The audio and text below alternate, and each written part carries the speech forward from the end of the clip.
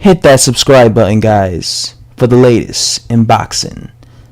By the way, shout out to the A-Side boxing community. It's been a minute since I shouted them out.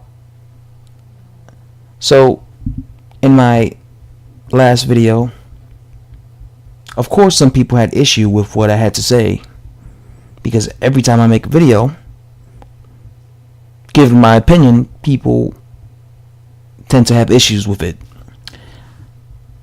I'm not saying that I never want to see Tyson Fury versus Deontay Wilder.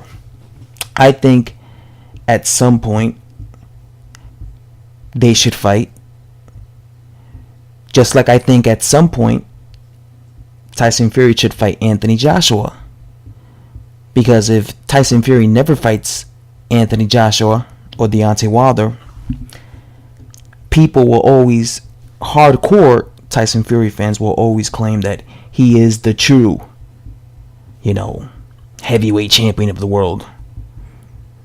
And they'll say that for all eternity because he never lost a professional fight, right? And they'll be calling, Joshua the fake champion or Wilder the fake champion.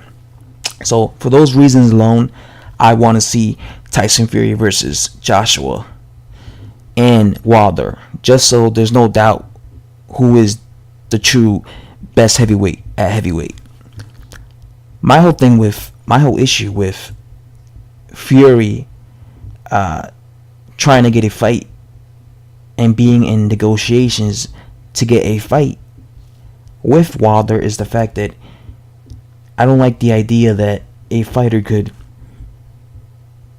be completely inactive, completely irrelevant, not do anything for several years, come back and just leapfrog over every other heavyweight contender as if time was frozen and the heavyweight division didn't move on. Because since Tyson Fury had that victory over Vladimir Klitschko, and that was a great victory and the best victory of his career, right? But since that occurred back in November of 2015, the heavyweight division did not, freeze. The heavyweight division continued, and other heavyweight contenders have been putting in the work, particularly guys like Dillian Whyte. Even guys like Joe Miller. Joe Miller has been fighting.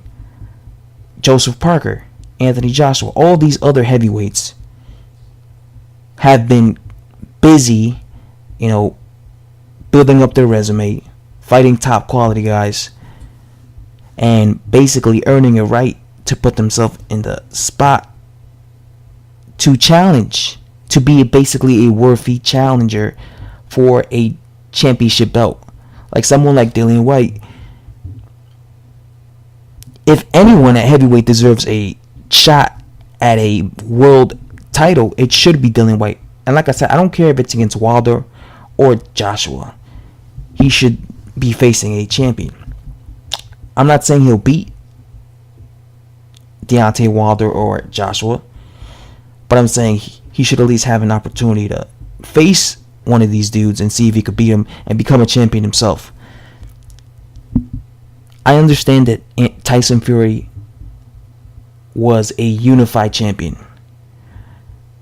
but that happened 3 years ago. That did not happen 6 months ago. Like, people act as if, like, I would understand if, like, say, Tyson Fury beat Vladimir Klitschko just 6 months ago and they stripped him, and then he came back and now he's trying to immediately get a shot at a world champion.